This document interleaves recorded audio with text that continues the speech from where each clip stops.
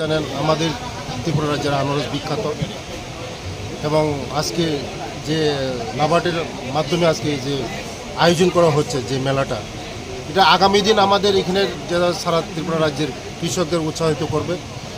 এখনও মানুষে জানে না যে আমাদের এই রাজ্যের মধ্যে এত ফলন হচ্ছে। আমি তো অবাক লেগে গিয়েছি যে আমার রয়সাবাড়ি দুম্বুর থেকে এসেছে আমার কৃষক ভাইরা। আগামী দিন আজকের মেলার মাধ্যমে আগামী দিন আমাদের ত্রিপুরা রাজ্যের মধ্যে কৃষকরা উৎসাহিত হবে। আগামী দিন নাবার্ডরা যেভাবে আমাদেরকে সাহায্য করছে, আগামী দিন আরও করবে।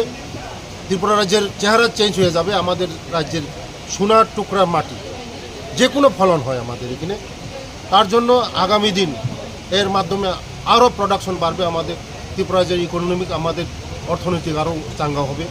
যারা গরিব মানুষ, আমি ভাবছি যে আমাদের ট্রাইবাল ওয়েলফেয়ারের মাধ্যমে এবার থেকে আমি শুরু করছি যে যারা কৃষক আছে, আমার বিধানসভার প্রচুর জায়গা আছে, কিন্তু এই উদ্যোগটা যারা নিয়েছেন, নাবার্ড নিয়েছেন, এটা আমি অসংখ্য ধন্যবাদ জানাই।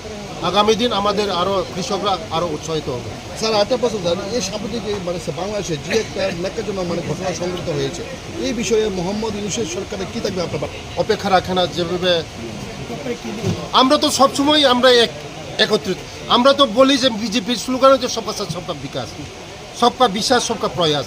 আমাদের নীতি তো সবকা সাথ সবকা বিকাশ। মোদিজির যে স্লোগান সবকা সাথ সব, এটাই তো একটা ষাটের নিচে।